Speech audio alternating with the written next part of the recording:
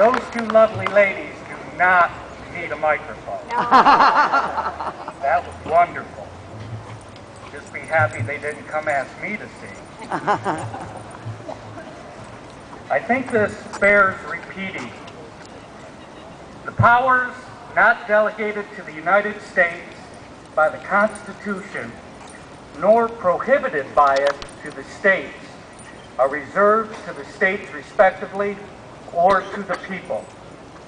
Many would have you think this statement is empty and void of any meaningful substance. Furthermore, they would have you think any deviation from what the federal government dictates is dangerous. If we fail to follow lockstep the benevolent dictates of an all-knowing federal government, we will sink into certain chaos. We will have anarchy, death, and destruction. Some go so far as to claim nullification can only lead to civil war. As you will see, these views are completely without merit. Nullification has been used numerous times over our history with good effect and not merely the hint of the consequences raised by its opponents.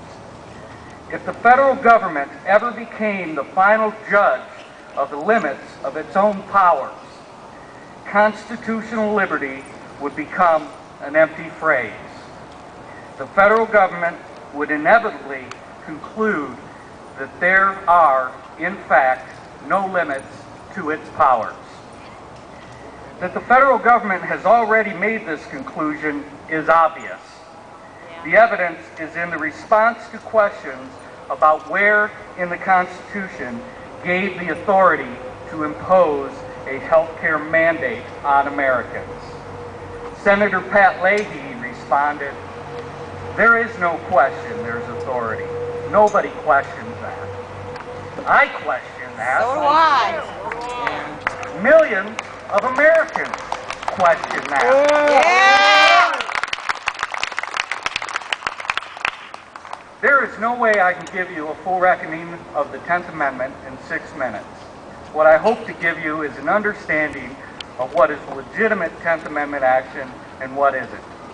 If you are looking for a full reckoning, I would suggest that you stop over at the Campaign for Liberty booth and pick up Nullification by Tom Woods.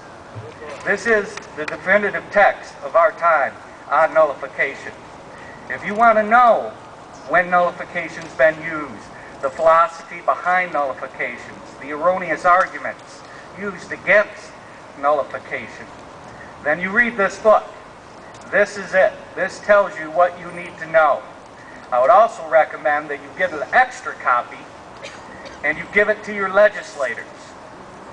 We are unfortunately woefully short of these books here for this crowd, but you can order these online or get them at any bookstore.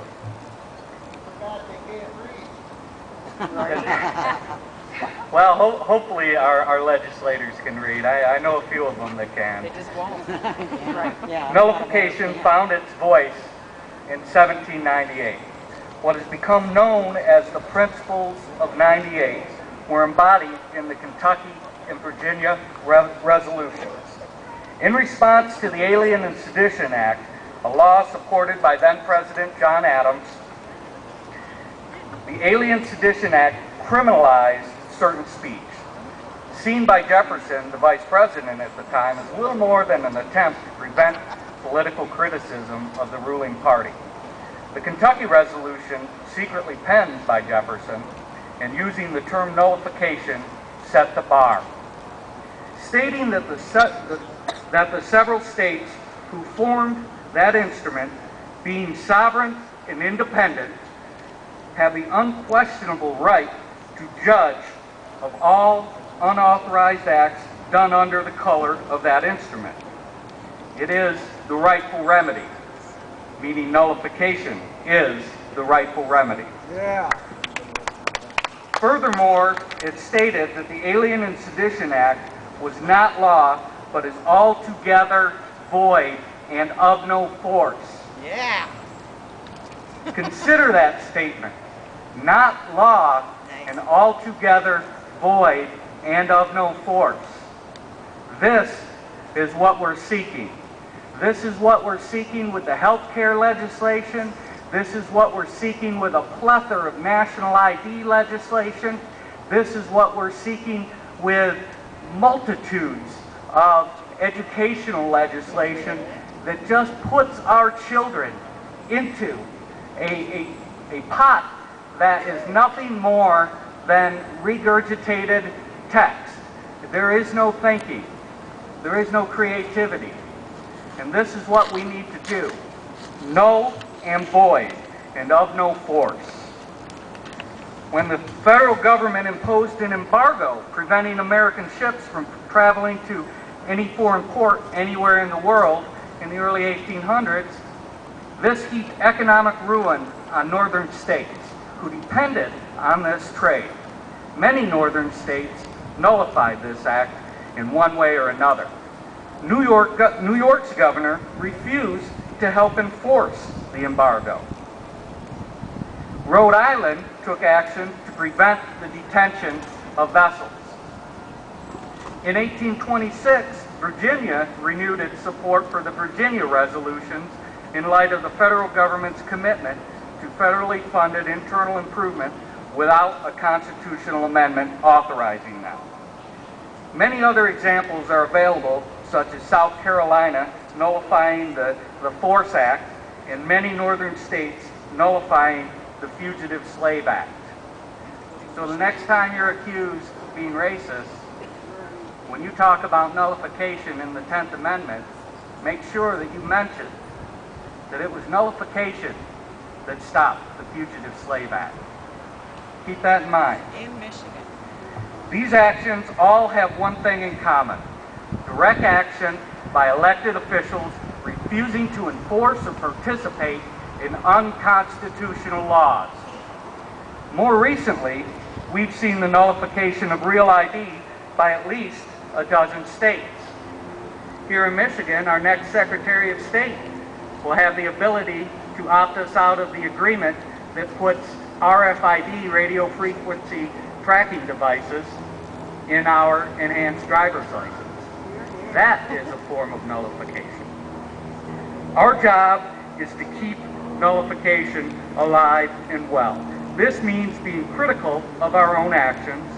We must not be sidetracked by ineffectual actions which delay the real work. And the real work, folks, is null and void, without force. That is the language you're looking for in your nullification legislation. One tactic is the non-binding resolution. This simply lets the politicians off the hook. They can then pass this meaningless legislation and then stand in front of the masses and claim they stood up for the 10th Amendment, while our federal government loses no sleep over it and continues on with its march towards tyranny. Another equally dangerous route are lawsuits. Lawsuits do not constitute an assertion of the 10th Amendment. The 10th Amendment needs no permission from a court. That's right, yeah. That's right. While a lawsuit could provide possible relief from one small aspect of the legislation, it is equally likely that the remaining portions of the legislation will be enshrined in law with state lawmakers resigned to doing nothing further. It is even possible that the lawsuit is lost entirely, with the state legislators throwing up their hands, saying nothing is left to be done. Think about this. Are we going to hang our hats on just one tactic that leaves the decision up to the federal government to judge itself? No. No. What you need to do is pressure your legislators. It is your legislators that can nullify. Pressure them for real nullification language. It's already out there. We have legislation that's been introduced and has been sitting in Never Never Land for quite some time, and we can do this. One of those pieces of legislation we have a petition for over at our booth, and that is the Michigan Healthcare Freedom Act. This legislation will protect Michigan citizens from being forced to buy government health care.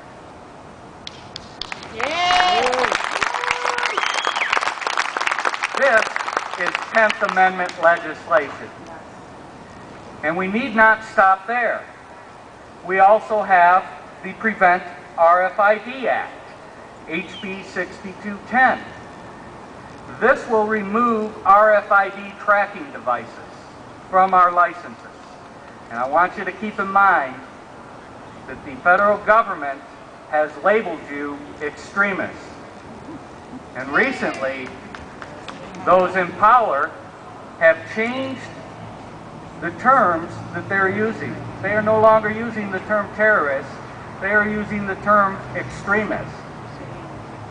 So you make the connection, but to me, that's a little too close to home. They're not only changing the terms to reflect legitimate political dissent and legitimate political speech, they are actively tracking folks. In Pennsylvania, recently, there was a big scandal of their particular fusion center, their domestic spying center, tracking political protests just such as this. And they're distributing memos, not about foreign terrorists come over here to do us harm, but about activist groups on both sides of the issue. This is what they see as threatening, is the political dissent. That is the real threat to them. So I urge you to get involved and get involved in the 10th Amendment. I urge you to contact your legislators and tell them that whatever you put forth from this point on, we want in that legislation the words null and void, without force. Thank you.